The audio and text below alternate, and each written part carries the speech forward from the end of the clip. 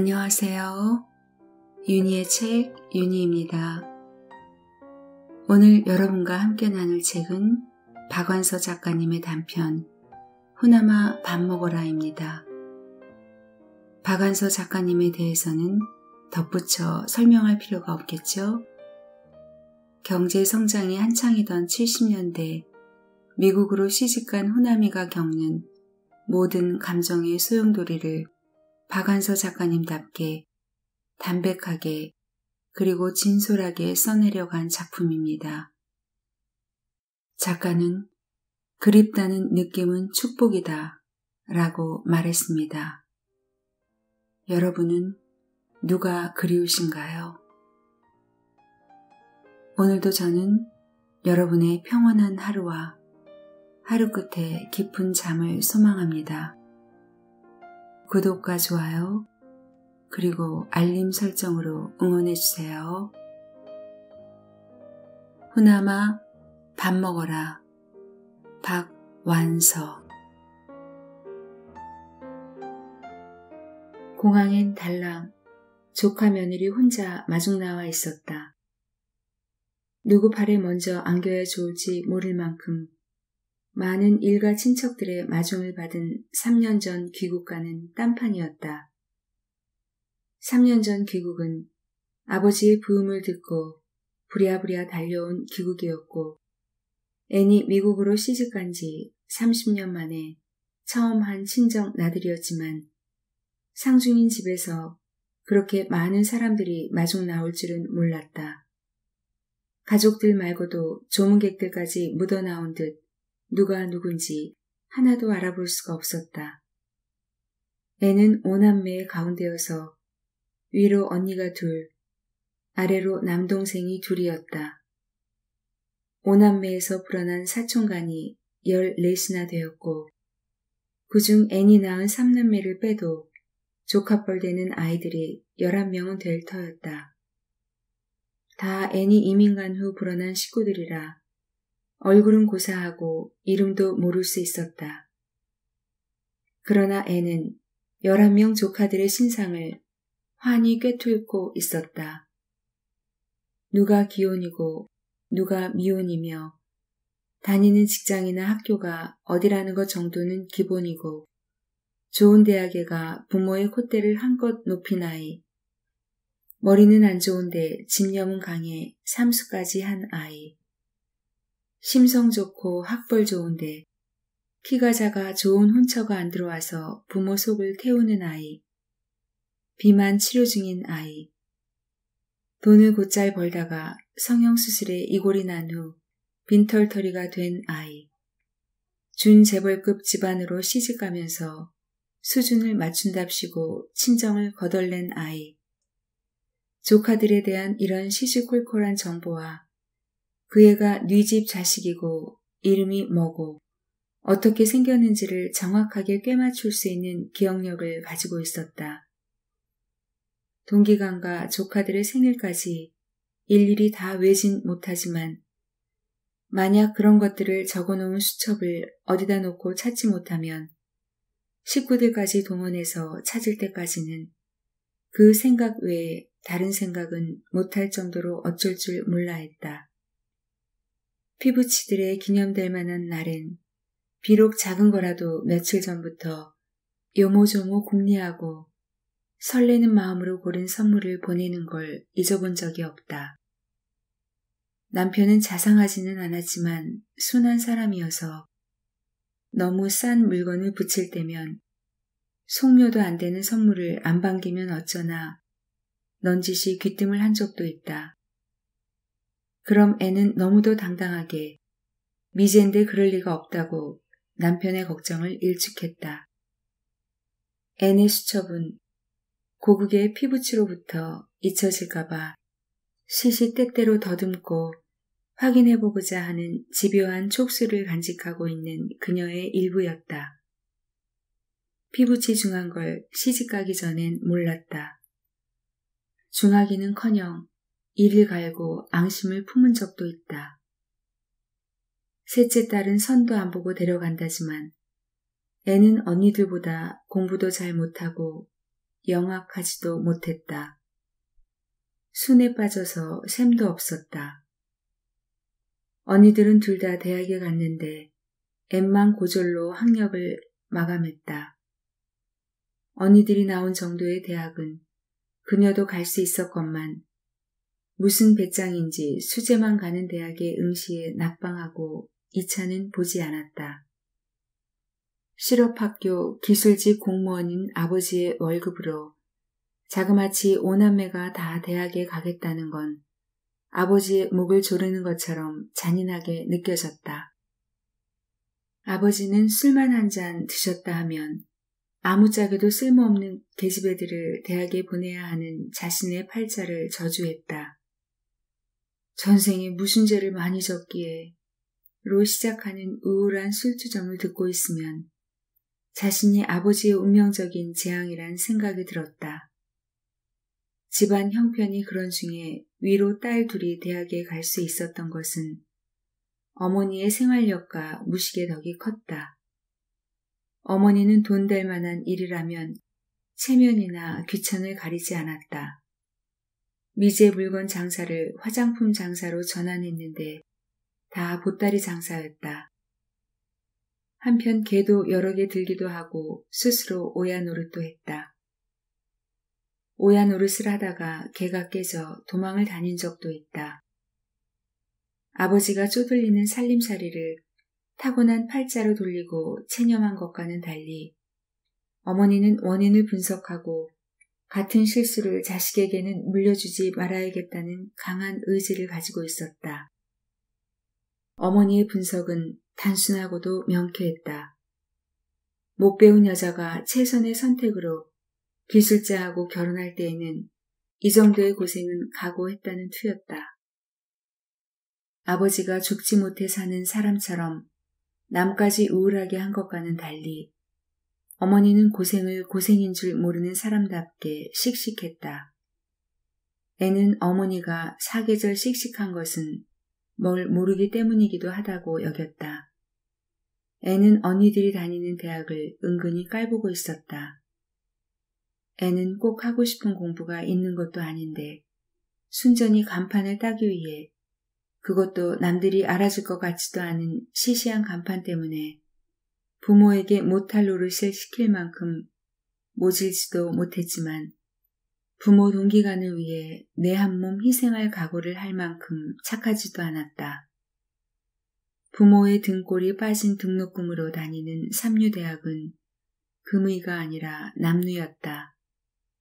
남류는 교복까지 언니 것을 물려입어야 했던 고교 시절로 끝내고 싶었다. 그래도 낙방은 낙방이니까 체면상 시리에 빠져있는 그녀에게 어머니가 넌지시 고맙다, 내가 효녀다 라고만 속삭이지 않았으면 머나먼 미국 땅으로 시집 같은 거 안 갔을지도 모른다. 어머니가 그녀에게 비굴하고도 은근한 목소리로 고마워했을 때 그녀는 잊지도 않은 희생정신을 들킨 것처럼 느꼈고 그 느낌이 여간 고약한 게 아니었다. 누가 누구를 위해 희생한단 말인가. 희생할 만한 가치가 없는 것들한테 속아서 희생당한 것을 빨리 만회하고 싶었다. 꼴도 보기 싫은 식구들한테 뭔가 본때를 보여주고 싶은 마음이 속에서 지글거릴 때 친척의 소개로 미국서 참한 신부를 물색하러 나온 신랑을 만나 단시일 안에 뜻이 맞아 혼사가 이루어졌다. 서로 맞아떨어진 건 뜻이라기보다는 조급증이 아니었을까. 그녀는 어머니가 고맙다고 말하면서 한참이나 쥐고 있던 손에 거칠고 끈적한 습기를 잊지 못했다. 조실 부모한 신랑은 군 복무를 마치자마자 미국에서 식당을 하는 누나의 초청으로 이민을 가 이제는 누나에 없어서는 안 될 오른팔 노릇을 하고 있었다. 미국 생활에 대한 허황한 꿈을 가진 여자만 아니라면 같이 안 벌어도 먹여 살릴 자신이 있었다. 남자는 먼저 장모 마음에 들었다. 남자는 미국서 잘 사는 것처럼 부풀릴 마음이 조금도 없었고 장모의 그에 대한 평가는 안 씻고 밥은 안 굶기게 생겼다는 거였다. 전후 한때 밥이나 안 굶길 남자를 최고의 신랑감으로 친 적이 있었지만 그 정도의 궁상은 벗어난 70년대였다.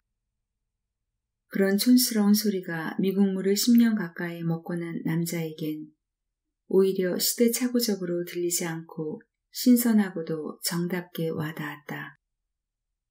그녀를 미국으로 시집 보내기로 마음을 정한 어머니는 대학도 안 나온 딸이 그런 최고 인텔리 신랑을 만날 줄은 몰랐다고 만나는 사람마다 붙들고 자랑을 늘어놓았다. 어머니 눈에도 가식이라고는 없어 보이는 소박한 청년이 영어도 할 줄 아느냐는 질문에 밥 벌어먹고 살 정도는 한다고 대답한 게 어머니에게 그런 비약적인 사고를 하게 했다. 어머니가 뭘 너무 몰라서라기보다는 시대가 그렇게 어리숙한 시대이기도 했다. 대학 나와 판판이 노는 큰언니하고 재학 중인 작은언니까지도 그녀가 재미교포한테 시집가게 된 것을 집안에 신데렐라가 난 것처럼 질시할 정도였으니까. 피부치들의 착각과 선망 때문에 신랑 쪽 하객이 거의 없는 결혼식이 섭섭한 줄도 몰랐다. 행가래질을 당하는 것만큼의 불안감도 없이 공중에 붕 뜬 것 같은 무중력감이 그냥 즐겁기만 했다. 신랑은 매우 미안해하면서 신혼여행은 생략하고 곧장 미국으로 데려가고 싶다고 했다. 친정부치 중 그 누구도 그 사실을 섭섭하게 여기지 않았다. 신랑 신부를 비행장에서 전송할 수 있다는 사실에 정신없이 들떠 있었다. 그건 여태까지 한 번도 경험해보지 못한 신분 상승의 황홀경이었다. 만약 누군가 한 사람을 신나게 행가래치던 사람들이 공중에 뜬 사람을 무사히 착지시키기 전에 일제히 그 자리를 떠나버린다면 어떻게 될까? 행가래질 당한 사람은 아마 골통이 터지든지 척추가 부러지고 말 것이다. 김포공항을 뜬 지 거의 20시간 만에 LA 공항에 내려 시집 식구들의 대대적인 환영을 받은 그녀의 기분이 꼭 그러했다. 척추가 부러진 것 같은 충격적인 착지감은 그녀가 두 발 딛고 살아야 할 땅에 그녀의 피부치는 한 사람도 없다는 사실이었다. 공항이 떠들썩하게 마중 나온 사람들은 다들 신랑과는 사촌 이내의 친척들이었다. 그건 그녀에게도 해당되는 촌수였지만 피부치는 아니었다. 피부치끼리의 관계망 속으로 복귀한 신랑은 한국에서 볼 때와는 달리 편안하고도 의젓해 보였다. 그녀는 그런 신랑이 의지가 되기보다는 달랑 외톨이라는 소외감만 더했다. 신랑은 오남매 중 막내였다. 큰 누나가 먼저 와서 음식 장사로 자리 잡은 후 줄줄이 따라온 동기간들이 이제는 나름대로 독립해서 살만한 듯 했다. 독립을 못하고 큰 누나 밑에 있는 건 그녀의 신랑밖에 없었다. 욕심이 덜하든지 큰 누나의 신임이 특별하든지 둘 중에 하나일 것이다. 신랑은 결혼식 올리기 전에 신부가 미국 가면 불갑을 부대끼게 될 시집 식구들에 대해 간략한 사전 정보를 준 적이 있는데 표현을 조금씩 다르게 하긴 했어도 억척스럽지만 친절하다는 걸로 요약할 수 있을 것 같았다. 개인적인 특징은 다 잊었는데 큰 누나를 처음 대면하는 순간 퍼뜩 그게 생각났다. 개같이 벌어서 정승같이 살자가 생활신조라고 했던가. 여장부형의 당당한 몸집에 짙은 화장을 하고 알이 큰 준 보석급의 장신구를 목에, 귀에, 팔목에 줄줄이 늘어뜨린 양이 난 개같이 벌어서 정승같이 산다. 어쩔래? 이렇게 시위를 하고 있는 것처럼 보였다. 하나 그녀가 큰 누나한테 압도당한 건 그런 거침없는 생활력의 과시 때문이 아니라 단신으로 미국 땅에 건너와서 부모 없는 동생들을 다 끌어들여 거느리고 사는 그 강한 피부치의 카리스마였다. 그녀를 환영하고 세 식구로 받아들이는 잔치상이 큰 누나네 집에 차려져 있었다. 미국 내에서 치르는 또 한 번의 결혼식이라고 볼 수 있는 자리니까 그녀는 미리 준비해 가지고 간 한복으로 갈아입었다. 곱고 얌전하단 칭찬의 소리가 쏟아졌다. 그들은 큰 소리로 웃고 떠들고 조그만 의견 차이에도 으르렁거리며 덤벼들기도 잘했다. 점잔을 빼는 사람은 한 사람도 없었다. 먹는 건 또 얼마나 잘 먹는지 푸짐하고 지글거리는 고깃덩어리를 소리내어 씹고 우거지처럼 아낌없이 먹어치우는 그들의 맹렬한 식욕은 맹수들의 향연을 연상시켰다. 새 신랑이 그중 비실이로 보였다. 행여 그런 신랑이 색시에게 변변치 못해 보일까봐 걱정이 되는지 큰 누나는 누구에게랄 것도 없는 혼잣말을 중얼거렸다. 워낙 노산인데다 외놈들이 망해갈 때였으니까 우유는커녕 암죽도 변변히 못 먹였어. 제가 젖달라고 마른 입술을 내휘두를 때 내 속이 다 바작바작 타들어가는 것 같았으니 우리 엄마 마음은 오직했겠어. 또 그 소리. 신랑이 얼굴을 찡그리며 듣기 싫어하는 걸 보면 툭 하면 듣는 소리인 듯 했다. 그래도 누나는 한마디 덧붙이는 걸 잊지 않았다. 보긴 저래도 강단은 제일로 있다고. 그러면서 무어라 표현할 수 없는 애틋한 시선으로 동생을 바라보는 것이었다. 바로 저거다 싶었다. 피부치간에만 있을 수 있는 건 근본을 안다는 것. 그래서 비록 흉악한 범죄를 저질렀다 해도 어릴 적의 천사 같은 미소를 기억하며 착한 사람이라고 말할 수 있는 맹목의 믿음. 마지막 보호막 같은 거 말이다. 그녀를 위한 잔치답게 그들은 그녀에게도 자주 관심과 호의를 보이며 말을 시키기도 하고 대견해하는 시선으로 바라보기도 했다. 그러나 당하는 그녀는 그들 중 가장 처지는 비실이가 획득해온 전리품 취급을 받고 있는 것처럼 서럽고 비참했다. 누나가 강단이 있다고 말한 것은 몸에 대해서가 아니라 성깔에 대해서가 아니었을까. 그녀는 살면서 차차 그렇게 생각하게 되었다. 아마 극성 맞고 생활력 강한 누나들에게 질려서였을 것이다. 그는 여자는 집에서 조신하게 살림하고 애나 낳고 남자는 밖에서 열심히 일해서 처자식을 책임지고 먹여 살려야 한다는 가부장적 사고방식에 투철했다. 그는 그녀보다 8살이나 위였다. 미국서도 노총각이었다. 동기간들이 교포 중에서 물색한 색식감은 그에게 하나같이 건방지지 않으면 억척스러워 보였다. 둘 다 그가 가장 싫어하는 타입이었다. 그는 태어나자마자 젖도 실컷 못 얻어먹은 걸로 시작해서 조실부모, 이민, 식당 웨이터에서 지배인까지 어느 하나도 그가 원해서 된 건 아니라는 원한 게 뭔지는 모르지만 다 놓쳤다는 원초적인 결핍감을 가지고 있었다. 원하는 게 뭔지 구체적으로 확실하게 알고 있는 이상 꼭 이루고 싶었다. 그 유일한 것마저 못 이룰 거면 왜 태어났나. 태어난 게 너무 억울한 것 같은 그의 심정을 큰 누나는 이해해 주었다. 누나가 이해해 주었기 때문에 색식감을 찾아 한국까지 갈 수 있었다.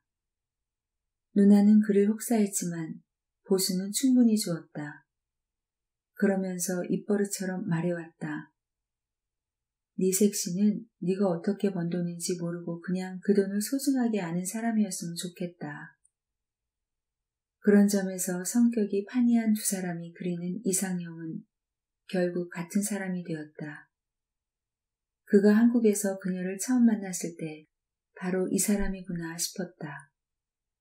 그도 결혼을 전제로 하지 않은 연애 경험은 몇 번 있었지만 찾아 헤매던 사람을 만난 것 같은 느낌은 그때가 처음이었다.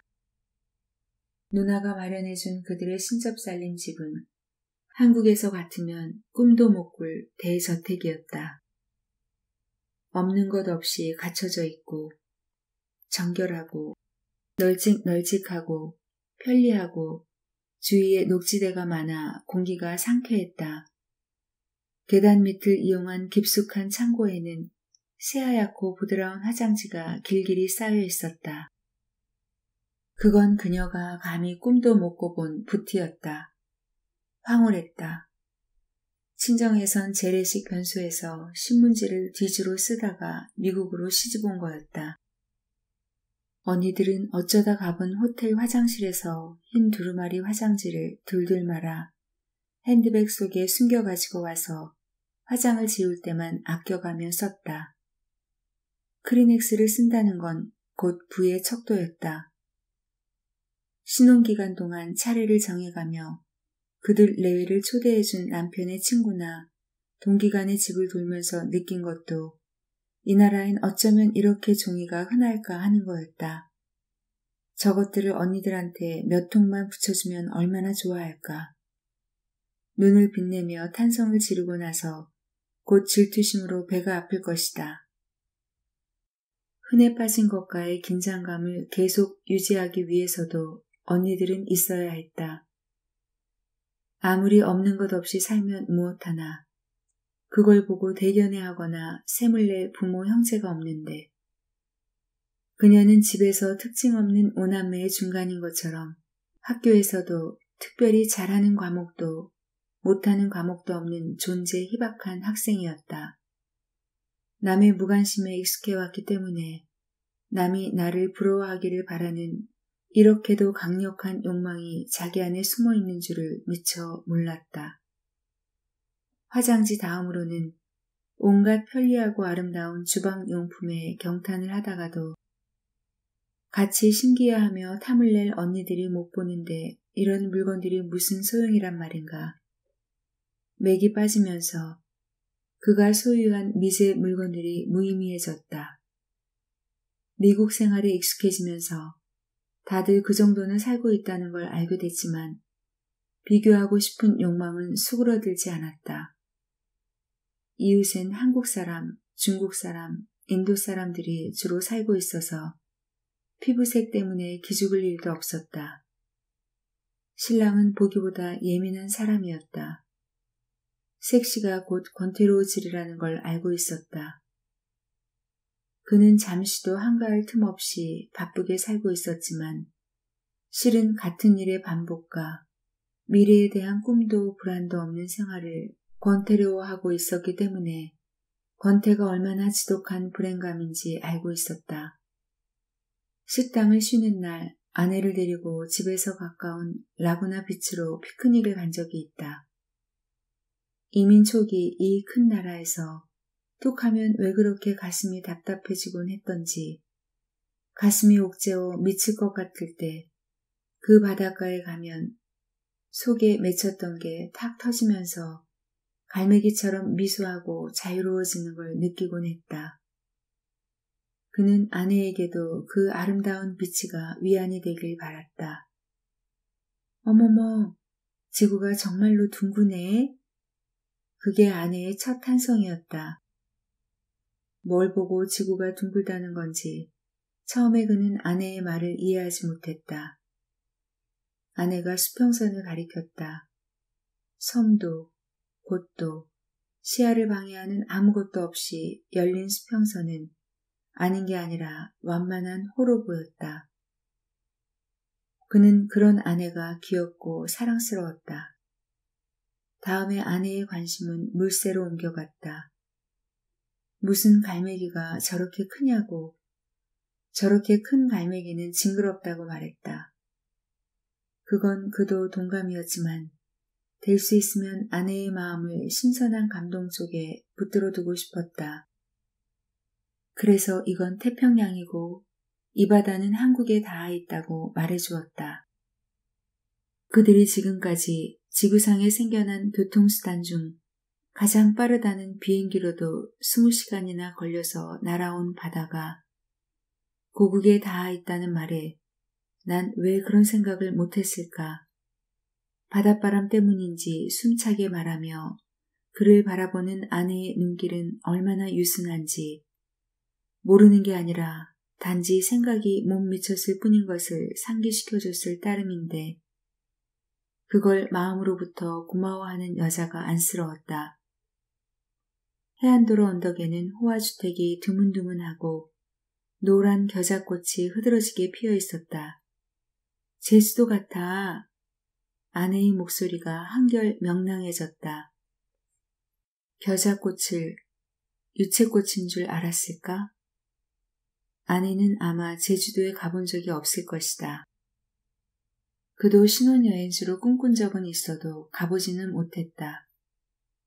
아내도 그러리라 생각하며 유채꽃 대신 겨자꽃의 고장으로 데려온 것이 미안해 마음이 찔린 듯이 아팠다. 그는 아픔을 참을 수 없어 차를 세우고 아내를 안았다. 품속의 여자가 그렇게 뜻할 수가 없었다. 그는 그녀에게 처음으로 사랑을 느꼈다. 그는 식당에서 먹고 자다가 새신랑이 된 후에는 집에서 출퇴근했지만 새끼 식사는 여전히 식당에서 해결했다. 아내가 혼자 하는 식사를 대충 할까봐 신랑은 밑반찬이나 양념한 갈비 같은 것을 부지런히 식당에서 날라왔다. 그래도 그녀는 동네 공터에서 야생 근대를 뜯어다가 된장국을 끓여놓는 걸 잊지 않았다. 근대가 남아돌아 데쳐서 말린 적도 있다. 그도 어느 틈에 그녀가 줄기차게 끓이는 된장국에 맛들여 될 수 있으면 아침 저녁은 집에서 먹게 되었다. 아내의 정성을 헛되게 하고 싶지 않았다. 그러나 뭐니 해도 아내를 가장 생기 있게 하는 건 태평양을 바라볼 수 있는 비치로 피크닉을 가는 거였다. 그는 비치에 가자는 소리를 지구가 아직도 둥근가 보러 가자고 했다. 그는 농담을 잘 못하는 사람이었다. 사랑이 그를 농담도 할 수 있게 만들었다. 그러나 아내가 수평선을 끌어당길 듯이 강하게 바라보는 걸 보면 가슴이 미어졌다. 지구가 찌그러지기 전에 그만 갑시다. 그는 슬프게 말했다. 여자는 시들시들 수척해갔다. 그 헛되고 힘겨운 끌어당김을 위해 여자의 생명력이 하루하루 소진해 간다는 게 눈에 보이는 듯했다. 남자는 안타까웠다. 아내가 거죽만 남기 전에 고국의 피부치들로부터 완전히 떨어져 나온 게 아니라는 걸 확인할 수 있는 끈 같은 걸 마련해 주어야겠다는 생각이 들었다. 그런 생각이 확실해진 건 아내가 미국 이름을 정할 때였다. 그녀는 여자가 결혼하면 남편 성을 따라야 한다는 미국식을 좀처럼 납득하려 들지 않았다. 그런 상실감을 무마하기 위해 친한 사이에 일상적으로 부를 수 있는 이름을 친정성에서 따올 수도 있다고 말했다. 그녀의 친정성은 안씨였고 그의 미국식 이름은 존이어서 존과 안이 다같이 짧고 부르기 좋아 잘 어울릴 것 같다는 생각도 일조했다. 그녀는 그의 제안에 기대 이상으로 반색을 했다. 그는 꼬박꼬박 안이라고 불렀지만 친척들은 앤 아니면 앤 아줌마라고 불렀다. 여자는 그 정도는 개의치 않는 듯했다. 남자는 어떻게든 정체성을 놓치지 않으려는 여자가 눈물겨워 더 확실하고 구체적인 끈을 마련해주고 싶었다. 처음에 아내가 크리넥스를 보고 감격한 나머지 언니들에게 붙여주고 싶어 했을 때는 말렸지만 그는 한국서 환영받을 만한 값싼 미제 물건들을 많이 알고 있었다. 남편의 도움으로 그녀는 차차 생기를 회복했다. 그녀는 집요한 열정으로 고국의 명절과 피부치들의 대소사와 생일을 챙겼다. 태평양을 보러 피크닉을 가는 것보다는 프라이스 클럽으로 쇼핑 가는 걸 더 좋아하게 되었다. 명절이나 생일 등 때마다 보내는 선물은 그녀가 신기하게 여긴 잡다란 생활용품이나 슈퍼마켓에 진열된 값싼 화장품이나 영양제, 또는 선글라스나 장신구 같은 거였다. 어떤 선물에도 빠지지 않고 포함되는 건 초이스나 맥스웰의 인스턴트 커피였다. 한국에서는 PX에서 흘러나온 걸 암시장이나 보따리 장수를 통해 샀을 때라 그 가격 차이가 엄청났다. 봉지에 넣어서 더욱 싸게 파는 커피를 짐 속에 챙길 때마다 그녀는 마치 자기가 그 차익을 남겨먹는 것처럼 흐뭇해했다. 크리스마스를 앞두고는 각종 초콜릿을 큰 상자로 가득 사모아 미리 배편으로 붙이기도 했다. 선물할 일은 해마다 늘어났다. 앤이 제일 먼저 아이를 낳고 한국의 언니들도 시집을 가서 아이를 낳고 동생들도 약혼을 하고 결혼을 하고 부모들은 회갑이 되기도 하고 고이를 바라보기도 했다. 선물 목록 중에서 아이들 장난감이나 학용품이 차지하는 비율이 늘어났다. 그쪽에서도 고춧가루나 된장, 동생이 장가들 때 받은 예단 등을 붙여왔다. 사진들을 교환하면서 이쪽에 사는 형편은 10년 전과 달라진 게 없는데 그쪽은 해마다 잘 살게 된다는 게 눈에 띄었다. 이사들은 잘도 다녔다. 네 집이 어디 살다 어디로 아파트 평수를 늘려갔단 소리를 안 듣는 애가 없었다. 몇 년에 한 번씩 늘려가도 여러 집이니까 듣는 쪽에선 해마다 이사를 다니는 것처럼 느껴질 수밖에 없었다. 앤의 관심은 오로지 피부치들한테만 가 있었지만 존은 한국 사람들이 주로 드나드는 데서 일하는 이만큼 한국 사회 전반에 대한 현장감이 한국 내에서만 살아온 사람보다도 뛰어났다. 그는 눈치껏 아내가 챙기는 선물의 질을 업그레이드 시켰다. 단골을 정해놓고 명품의 세일 기간을 적절히 이용했고 약방의 감촉격인 가루커피도 원두커피로 바꾸었다. 이젠 사회적으로 한가닥하게 된 동생들이나 형부들이 미국으로 출장을 올 때도 있었다. 마당에서 연기를 풍겨가며 LA 갈비를 구우며 영어도 잘하지만 한국어밖에 모르는 엄마 말도 잘 알아듣는 아이들한테 이것저것 심부름도 시키고 잔소리도 할 때는 마치 미국 땅을 다 정복한 것처럼 당당하고 흡족해 보였다. 애는 이제 귀여운 여인이 아니건만 존은 한국 땅에 대한 라이벌 의식을 버리지 못했다.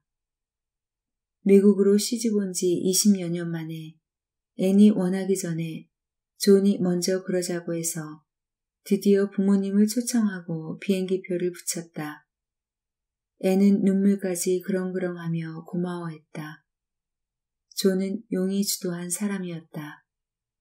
장인 장모를 기쁘게 해드리기 위해 치밀한 여행 계획을 짜놓고 충분한 저축을 한 것도 그랬지만 그동안 아이를 셋씩이나 낳고 그 아이들을 잔손 안 갈 만큼 키울 때까지 아내에게 한 번도 친정 나들이의 빌미를 주지 않은 것도 그랬다. 그가 나무꾼과 선녀에게서 배운 건 아이 셋 낳을 때까지가 아니라 죽을 때까지가 가장 안전하다는 거였다. 그는 휴가를 내어 장인 장모를 모시고 샌프란시스코도 가고 요세미티도 가고 그랜드 캐니언도 가고 라스베가스도 갔다. 노인네들 눈엔 좋은지 만지 얼떨떨한 것도 어머니 아버지 모시고 오려고 아껴뒀던 곳이라고 말해 앤까지 함께 감동 먹게 했다. 그건 사실이었다. 남들이 부모님을 초청해 호강시켜드리는 걸 볼 때마다 나도 꼭 한번 그래보고 싶다고 별렀으니까. 노인들이 귀국할 때는 네모나게 꽝꽝 얼린 LA 갈비를 잘 포장해 붙이는 짐에 넣어드렸다. 그동안 비행시간이 많이 단축된 것도 일조를 했겠지만 그 기상천외한 선물이 조금도 상하지 않고 도착해서 여러 집이 나누어 포식했단 정갈이 왔다. 그걸 그대로 자랑삼아 풍긴 게 잘 살게 된 조국에서 반길만한 마땅한 선물이 없어 고민하던 교포 사회를 한동안 풍미했다. 그 몇 년 더 있다가 장인이 위독하단 소식이 오고 아내를 보낼까 말까를 망설일 새 없이 곧 부음이 왔다. 애는 존에게 같이 갈지 남을지를 물었지 자기가 못 갈 수도 있단 생각은 해보지도 않은 것 같았다. 세 아이들은 하나같이 동부로 가서 취직도 하고 대학도 다니고 있었다. 거칠 것이 없었다. 존은 지점을 몇 개씩이나 내놓고 은퇴한 누나를 대신해서 총 지배인이 돼 있었다. 한가하달 수도 바쁘달 수도 있는 위치였는데 그는 바쁜 쪽으로 부풀려 말하고 아내 혼자 비행기를 태워보냈다. 장례를 치르러 가는 상제답지 않게 흥분하고 들떠 보이는 아내를 배웅하면서 존은 막연하고도 우울한 자기 모멸감에 사로잡혔다. 마치 이를 갈고 성공한 라이벌에게 아내를 빼앗기는 기분이 들었다. 집에 돌아와 홀로 끊은 지 오래된 담뱃갑을 헛되게 찾다 말고 자기의 이런 어처구니 없는 망상에 실소를 금치 못했다.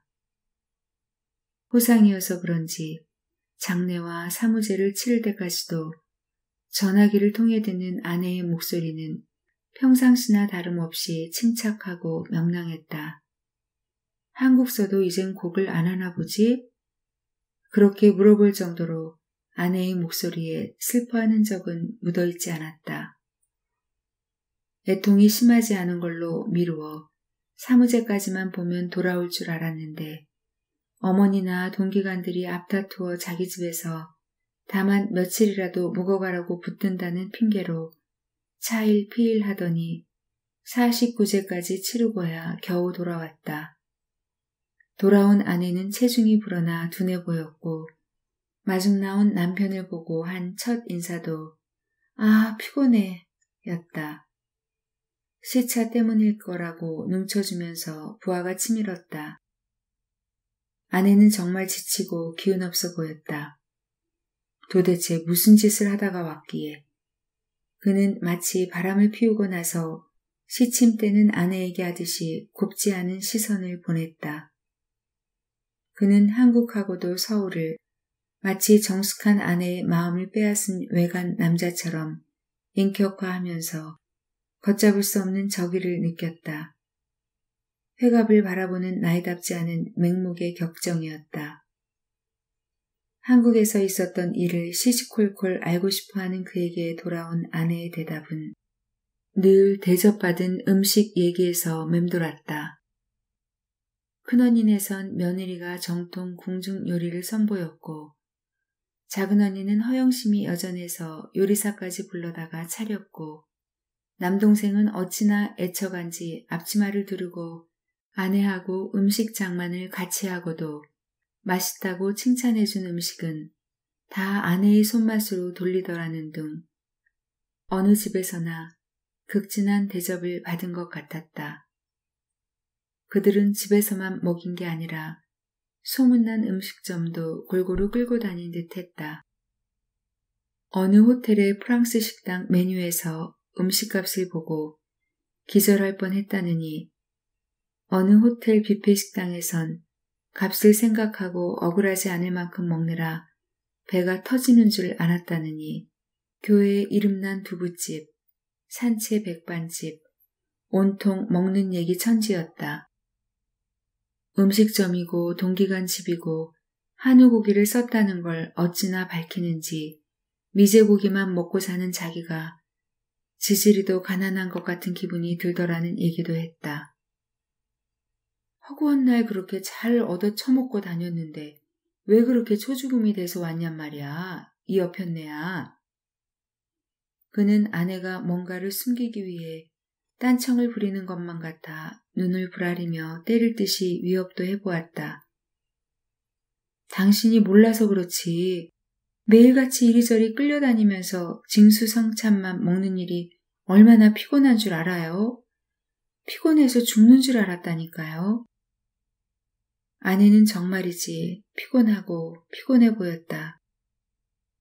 죽을 때까지 낫지 않을 것 같은 아내의 피곤증을 보면서 그는 피곤하도록 잘 먹는 나라는 도대체 어떤 나라일까? 그가 태어난 나라에 대해 생소한 혐오감을 느꼈다. 앤의 피곤증은 점점 깊어졌다. 음식에 대해서뿐 아니라 손때 묻은 살림살이, 깍듯이 도리를 지키던 시집 식구들, 남편까지 허들의 물건 보듯 시들하게 대했다. 저 여자는 누구인가? 라구나 비치의 수평선을 끌어당기고 말 것처럼 강렬한 눈빛의 장광은 어디에도 남아있지 않았다. 시들해야 하는 건 미워하는 것보다 더 견디기 힘들었다. 그리고 그 일이 났다. 그가 없는 사이 애는 아이들이 어려서 쓰던 물건들을 다락방에서 내려다가 정원에 설치해 놓은 소각통에 집어넣고 불을 지른 것이다. 장난감, 놀이기구, 아이들 키와 체중에 맞게 설계한 의자나 책상 등 그녀가 그 편리함과 우아함에 감탄하면서 장만한 것들이었다. 사용하는 동안에도 그런 것들은 그녀의 최초의 감탄을 배반하지 않았을 뿐 아니라 앞으로 몇 아이를 더 기르고도 남을 만큼 튼튼했다. 그래서 손자를 보면 대물림해서 주려고, 또한 한국의 동기간들이 손자를 보면 미제 물건 자랑 삼아 선물로 보내려고 알뜰하게 모아둔 거였다. 가볍고 색상이 고운 그런 어린이용 가구들은 거의가 합성수지 제품이었다. 검은 연기와 고약한 냄새가 아름다운 풍치를 자랑하는 한적한 교회 마을을 덮치자 그녀는 고발당했고 경찰에서 정신과 의사를 거쳐 심리치료사한테까지 넘어가게 되었다. 그 전문가는 한국에선 지방대학 영문과를 나왔는데 남편 따라 미국에서 살면서 40이 다 된 나이에 다시 대학에 가 상담 심리학을 전공해 학위를 따고 그 일을 하게 됐다고 했다. 수수한 여자가 잘난 척하지 않고 친하게 굴면서 남의 말을 잘 들어주었다. 남의 속에 든 이야기를 이끌어내는 특별한 재주가 있는 사람처럼 보였지만 앤의 마음의 병을 고칠 수 있을 것 같지는 않았다. 왜냐하면 병이 없다고 단정적으로 말했으니까. 스스럼이 없어지면서 앤을 언니라고 부르게 되었고 자기의 사소한 고민을 털어놓으면서 앤의 조언을 구할 적도 있었다. 주객 전도였다. 그가 언니라고 부르는데 익숙해져서 앤도 그에게 반말을 하게끔 친해졌을 때 그는 앤에게 한국에 다시 한번 다녀올 것을 권했다. 자기는 대학생일 때 이모의 초청으로 미국 구경을 해봤는데 보는 것마다 어찌나 좋아 보이던지 한국에 돌아간 후에도 그것만 눈에 밟히고 한국의 모든 것이 후지고 너절해 보여 도무지 살맛이 안 나더라는 것이었다. 우울증에 빠진 딸을 보고 아버지가 무슨 생각을 했는지 다시 한번 갔다 오라고 여비까지 마련해 주어 두 번째로 오니까 사람 사는 건 다 비슷하다는 게 비로소 보이더라고 했다. 애는 그 팔자 좋은 얘기가 자신의 우울증과 무슨 상관인지 잘 이해되지도 않거니와 남편에게 더는 미안한 짓을 하고 싶지 않아 그냥 지나가는 말 정도로 들어넘겼다. 그녀의 증세가 그럭저럭 소강 상태로 접어든 걸 그녀도 남편도 느끼고 있을 무렵 큰언니로부터 어머니의 건강이 급속히 나빠졌다는 소식을 들었다. 소강 상태란 덧들이지 않을수록 오래 유지되는 상태라는 걸 그들 부부는 암묵적으로 알고 있었다. 서로 눈치 보며 조심스럽게 알아본 결과 몸도 안 좋지만 정신을 놓을 적도 많다고 했다. 모시던 아들네서 버거워해 큰언니네가 모셔왔는데 자주 집을 나가는 일이 생겨 시골 사는 이모네로 보냈다고 했다. 이모라면 어머니의 동기인데 어머니에게 언니가 한 분 있다는 건 알지만 서로 멀리 살아서 자주 왕래한 것 같지는 않다. 애네 이모에 대한 기억은 집에 전화를 처음 놓고 어머니가 처음 한 전화 통화가 시골 이모하고였다는 것 정도이다. 그때 이모네는 전화기를 놓기 전이어서 이장내로 걸어서 불러낸 이모하고 하도 오래 통화를 해서 아버지가 옆에서 혀를 차던 생각이 나는 걸 보면 왕래는 자주 못해도 서로 그리워하는 자매간이었다는 건 틀림없다. 그뿐이었다. 아버지 장례 때도 이모를 본 것 같지 않고 그 후 한국에 머무는 동안도 이모 소식을 들은 것 같지도 궁금해한 것 같지도 않다. 여태까지의 그런 무관심 때문이었을까? 어머니가 거기 가 있다는 게 생뚱맞게 들렸다. 이건 구박이 아니라 유기라고 생각했다. 서로 잘 사는 걸 그렇게 뽐내던 사남매가 어머니 한 분을 못 모시고 어머니보다 더 나이 먹은 노인한테로 보내다니. 전화로 길길이 뛰는 그녀에게 언니는 누누이 어머니가 원해서 그렇게 해드렸을 뿐이라는 걸 강조했다.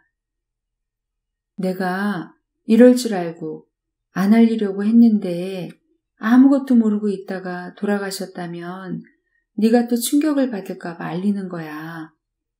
아버지 장례 치르고 가서도 너 많이 힘들어했다며?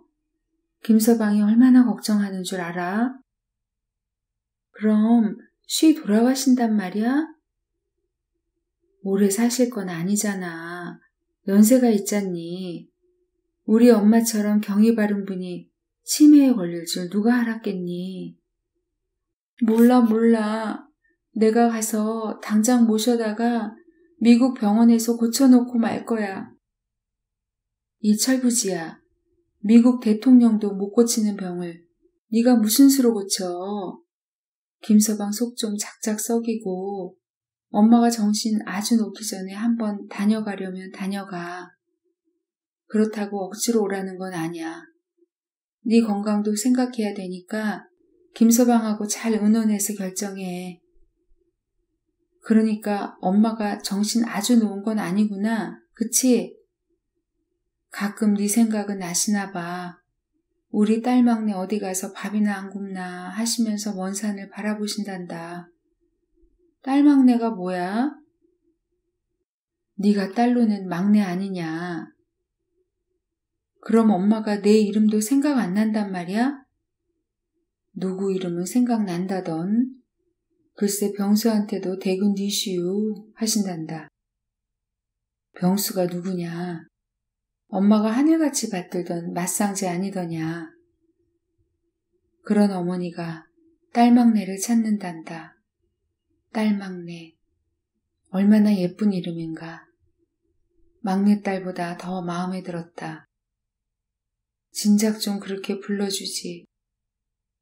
원망인지 그리움인지 모를 격정이 복받쳐 더는 통화를 잊지 못했다. 비행기에서 못 주무셨나 봐요. 시차 적응하려면 며칠 걸리실 텐데. 서울에 거의 다 온 모양이다. 할 말이 없어 줄창 눈을 감고 있는 앤에게 조카 며느리가 조심스럽게 말을 시켰다. 조카 며느리는 큰언니의 며느리였다. 창밖에 대도시의 불빛이 찬란하고 차는 가다 서다를 되풀이했다. 날 어디로 데려가는 거냐? 네? 우리 어머니한테로 곧바로 가고 싶은데. 오늘 밤은 저희 집에서 주무시고 내일 아침에 가셔요. 어머님이 그렇게 하라고 하셨어요. 할머니 계신 시골이 그렇게 뭐냐? 여주, 안 멀어요. 1시간에서 2시간 사이? 내일 아침 출근 시간 전에 떠나 좀 밟으면 1시간 안에도 갈 수 있을 거예요. 너 참 운전을 편안하게 하는구나. 네 시어머니도 가끔 모시고 다니냐? 잘 못 그래요. 바라시지도 않고요. 공항이 멀어져서 그런지 김포로 들어올 때보다 마중들을 덜 나오는 것 같더라. 나 말고 딴 사람들도 말이다. 이젠 외국인이고 내국인이고 거의 다 공항버스를 이용하지요. 리무진이 안 닿는 데가 없으니까요. 달랑 저 혼자 마중 나온 거 섭섭하신가 보다. 이모님, 그렇죠? 너 혼자라서 섭섭한 게 아니라 핏줄들이 하나도 안 보이는 게 좀 허전하구나. 미국서 이모부님이 어머님한테 이모님을 흥분시키지 말라고 신신당부하셨나 봐요. 참 애처가세요. 애는 쓸쓸하게 웃기만 하고 대꾸하지 않았다. 그녀가 다시 한국에 나올 수 있기까지 두 사람 사이에 뻔질나게 전화통화가 있었다는 건 어렴풋이 알고 있었다. 오나 가나 병자 취급이 다시 그녀를 피곤하게 했다. 아닌 게 아니라 언니 집엔 언니네 식구들 외엔 아무도 와 있지 않았고 저녁상도 조촐했다. 며느리가 나란히 봐놓은 잠자리에 들어서도 언니는 회포를 풀 생각은 안 하고 하품 먼저 했다. 엄만 어느 정도 나쁜 거야? 언니 며느리 착하던데 그런 착한 며느리도 눈치 보였어? 눈치는 나도 보여. 여긴 미국보다 더 핵가족이야. 왜 시할머니가 당키나 하니? 그럼 차라리 양로원으로 보내지. 우리가 이모를 언제 봤다고 그리로 보내. 그건 엄마가 원해서야. 그쪽에 가셔서 겨우 안정되셨어. 몇 집이 자리 뻗고 자게 된 지 얼마 안 되니까. 이제 와서 효년척 평지풍파 일으키지 마라. 알았지? 그 정도야 우리 엄마가? 말해봐. 이랬다 저랬다 종잡을 수가 없어. 너도 보면 알 거야. 백문이 불여일견이지. 엄마가 무슨 경치야? 애는 휙 돌아눕고 이내 언니의 코 고는 소리가 들렸다. 잠자리가 뒤숭숭했지만 아주 못 잔 건 아닌 듯했다. 지금쯤 출발해야 하는데 어쩌나 하는 조카 며느리의 목소리에 깨어났다. 언니는 벌써 일어났는지 어제 남은 국이라도 데우지 미국서 온 분한테 아메리칸 브렉퍼스트는 좀 그렇지 않니? 하는 잔소리도 들렸다. 그런 두렁거림이 싫지 않고 아늑했다. 애는 벌떡 일어나서 간단히 소세만 하고 조반은 사양했다. 의뢰 언니가 동행해 줄 줄 알았는데 다녀온 지 며칠 안 된다며 집에 있겠다고 했다. 왜 그렇게 야박하게 구는지 얄미웠지만 뭐라고 그러지 않고 꾹 참았다. 그녀에게 여주라는 고장은 별로 낯설지 않았지만 전에 와본 적이 있는 것 같지는 않았다. 아마 여주 2000쌀이라는 소리를 잊지 않고 있어서 친밀감을 느끼는 듯 했다. 기름이 자르르 흐르게 잘 지어진 이 밥을 풀 때면 어머니는 여봐라 여주 2000쌀은 다르지 하며 만족해했다. 행여 조금이라도 윤기가 덜하거나 푸석푸석하면 속여 먹었다고 싸전 욕을 할 적도 있었다. 어쩌다 목돈이 생겨 여주 2000쌀을 가만으로 드릴 때는 그리도 흡족해 하더니만 아내는 쌀가마니를 싸놓고 밖에는 큰 맷방석에다 잎쌀을 고봉으로 담아놓고 대박질을 하던 옛날 싸전은 어디에도 보이지 않았다.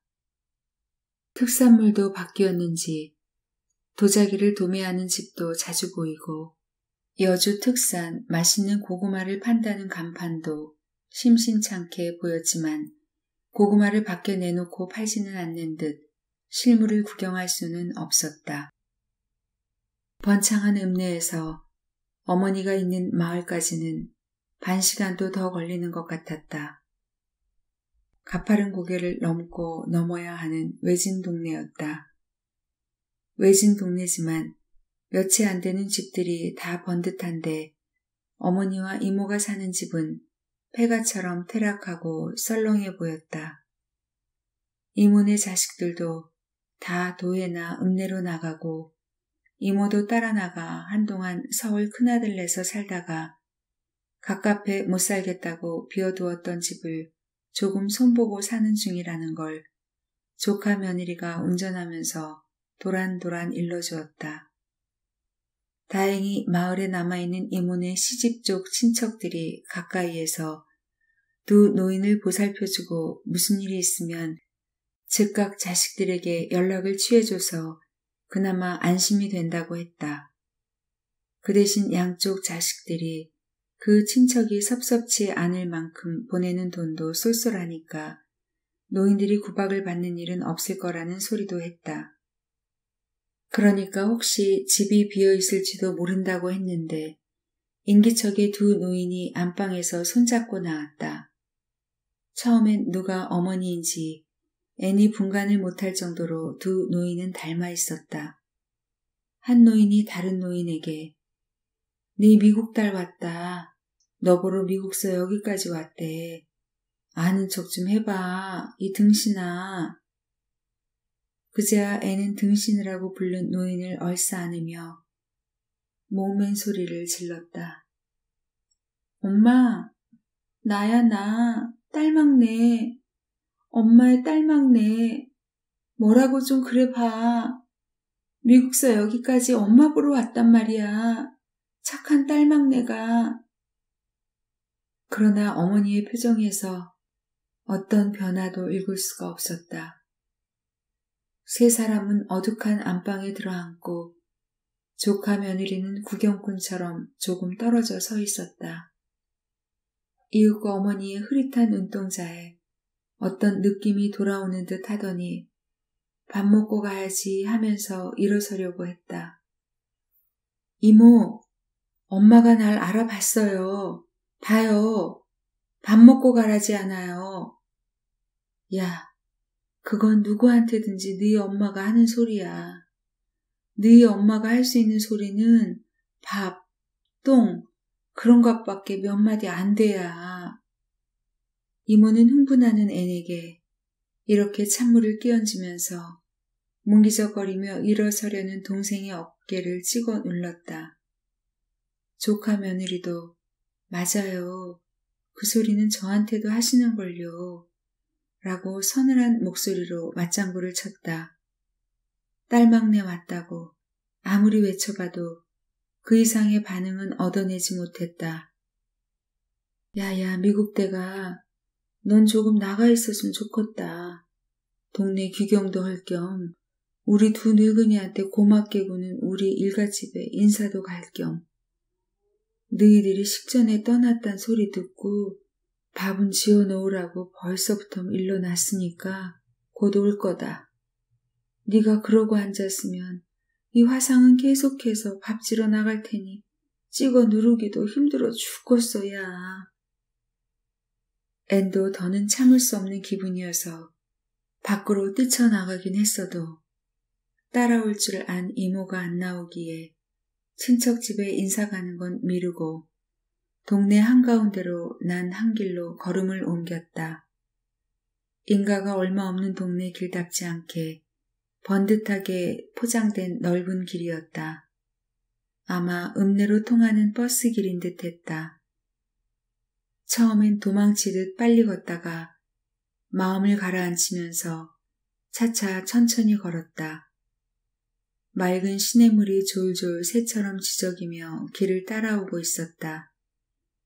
길과 시냇물 사이 누렇게 시든 풀숲에 푸릇푸릇한 건 쑥잎일까 민들레일까 오면서 먼 산에 잔설을 본 것도 같으나 등떨미에 내려앉은 햇살은 무게가 느껴질 정도로 돋아왔다. 무디어졌던 계절 감각이 눈뜨는 것 같은 설렘을 따라 걸어오던 길을 벗어나 시냇가를 바싹 붙어 길 없는 길을 걷다가 편안해 보이는 둔덕을 찾아 앉았다. 시차보다도 더 깊은 피로, 뭔지 모를 것을 찾아 여러 생을 헤맨 것 같은 지독한 피로를 이기지 못해 그녀는 따숩고 푹신한 둔덕에 점점 깊이 파묻혔다. 얼마나 그러고 있었을까? 후남아, 밥 먹어라. 후남아, 밥 먹어라. 어머니가 저만치 짧게 커트한 백발을 휘날리며 그녀를 부르며 달려오고 있었다. 아, 저 소리. 생전 녹슬 것 같지 않게 세대고 억척스러운 저 소리. 그녀는 그 목소리를 얼마나 지겨워했던가. 밖에서 놀이에 정신이 팔려 있을 때나 동무집에서 같이 숙제를 하고 있을 때도 온 동네를 아글아글 쓰면서 찾아다니는 저 목소리가 들리면 그녀는 어디론지 숨고 싶었다. 왜 그냥 이름만 불러도 되는 것을 꼭 밥 먹으라는 붙이는지. 하긴 끼니 때 아니면 찾아다니지도 않았으니까. 그 소리가 꼭 끼니나 챙겨 먹이면 할 도리 다 했다는 소리처럼 들렸다. 아침에 늦잠 자는 그녀를 깨울 때도 마찬가지였다. 학교 늦겠다, 어서 일어나라 하면 될 것을 꼭 후남아, 밥 먹어라 로 깨웠다. 급한 건 학교가 아니라 밥이라는 듯이. 어렸을 때는 밥 먹어라 소리가 그리도 듣기 싫더니 자라면서 후남이라는 이름을 더 싫어하게 되었다. 학교 선생님이 출석을 부르다가 그녀를 한 번 볼 거 두 번 보면서 이상하게 웃는 것도 기분 나빴는데 너 사내 동생 봤냐? 혹은 너 몇째 딸이니? 이렇게 물어보는 어른도 있었다. 그녀의 동기간들은 다 병자 돌림이었다. 언니들 이름에도 병자를 넣어 지었는데 그녀의 이름만 어두운 자식처럼 학렬자에서 제외시켰다. 밑으로 사내 동생 보라고 그렇게 지었다는 걸 나중에 알았다. 투박하기 이를 데 없는 어머니가 어쩌다 딸에게 애정 표현을 할 때도 밑으로 사내 동생을 줄줄이 둘이나 본 신통한 내 새끼 하는 식이었다. 그럼 난 오직 사내 동생을 보기 위해 태어났단 말인가. 처음부터 자식의 고유한 존재 가치를 인정하지 않은 이름을 지은 부모, 고유한 존재 가치 없이 태어난 인생, 둘 다 싫었다. 후남아, 밥 먹어라. 후남아, 밥 먹어라. 백발의 어머니가 젊고 힘찬 목소리로 아글아글 쓰고 있었다. 하여튼 우리 엄마 밥 좋아하는 건 알아줘야 해. 아들 자식을 원할 때도 그런 마음이었겠지만 딸들 앞에서 아들을 특별 대우할 때도 변명처럼 말하곤 했다. 야는 제사밥 떠놓을 애니까 라고. 아, 가엾은 우리 엄마. 그녀는 달려오는 엄마를 한길 한가운데서 맞이했다. 어디 갔었냐? 밥 뜸드는데. 야는 꼭 끼니 때면 싸돌아다닌다니까? 그것도 어려서 많이 듣던 소리였다. 엄마, 나 알아? 나 후남인 거 알아보고 하는 소리야? 야가 애미를 놀리네. 밥 타겄다. 어여 가자. 아닌 게 아니라 집안에선 밥 뜸드는 냄새가 구수하고 부뚜막 앞에 서 있던 이모와 조카 며느리와 그 밖에 낯선 여자들이 신기한 얼굴로 제각기 한마디씩 했다. 미국 딸 보고 정신이 돌아왔나 봐요. 안 그래요, 아주머니? 얼마나 보고 싶었으면 진작 오시지. 정신이 돌아온 건지 더 달아난 건지 원. 난 10년 감수했다. 귀한 손님 왔으니까 반찬 한 가지라도 더 챙겨오려고 야안으로 건너가서 찌개 간도 보고 나중에 고구마도 좀 쪄오라고 일르고 이따가 보니까 우리 집 굴뚝에서 연기가 나지 뭐냐. 마당에도 연기가 자욱하고 불난 줄 알았다. 이 화상이 이제 안 하던 불장난까지 하니 어쩔거나 한달음에 달려와 보니 멀쩡하게 밥을 짓고 있지 뭐냐. 곧잘 지었어. 안 쓰던 무쇠솥도 깨끗이 가셨나 봐. 밥에 녹물이 하나도 안 든 거 보렴. 녹물은 안 들었는지 몰라도 밥 뜸드는 냄새에는 무쇠 냄새도 섞여 있었다. 매캐한 연기 냄새도, 연기가 벽의 균열을 통과하면서 묻혀온 흙냄새도, 그 모든 냄새와 어우러진 밥 뜸드는 냄새가 그렇게 좋을 수가 없었다.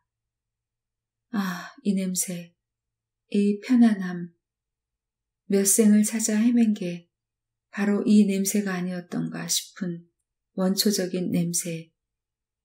이열치열이라더니 음식 때문에 뒤집힌 비위를 부드럽게 위로하는 이 편안한 냄새. 어머니는 왜 아무 연고도 없는 이리로 왔을까? 나는 또 생전 처음 맡아보는 이 냄새가 왜 이렇게 좋은가? 어머니는 셋째 딸을 낳을 때 또 딸일까봐 산파비용 아끼려고 쌀 한 마를 이고 시골 친정집에 가서 몸을 풀었다고 한 적이 있었다. 외가는 가난했고 외할머니는 일찍 돌아가셔서 그녀는 철나고 한 번도 외갓집이라는 데를 가본 적이 없었다. 난 혹시 이런 집 이런 방에서 이 세상 첫 빛을 본 건 아니었을까? 나 안방에 조금 누웠다가 밥 먹으면 안 될까? 그랴 몸 좀 녹여라. 뺨이 시퍼렇다. 밥 좀 누르면 어떠냐? 무쇠솥에 누른 밥은 별미야. 요샌 시골서도 그런 밥 잘 못 얻어먹어. 야한에서도 전기밥솥을 통째로 들고 왔잖냐. 후나미는 알맞게 부숭부숭하고 따끈한 아랫목에 편안히 다리 뻗고 누웠다. 그리고 평생 움켜쥐고 있던 세월을 스르르 놓았다.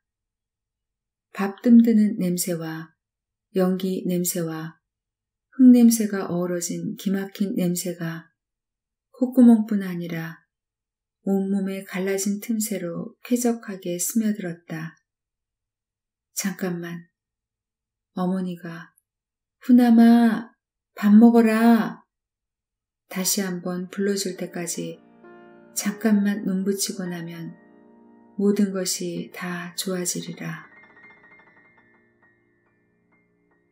박완서 작가님의 후남아 밥 먹어라 여기까지입니다. 오늘도 윤희의 책과 함께 해주셔서 감사합니다.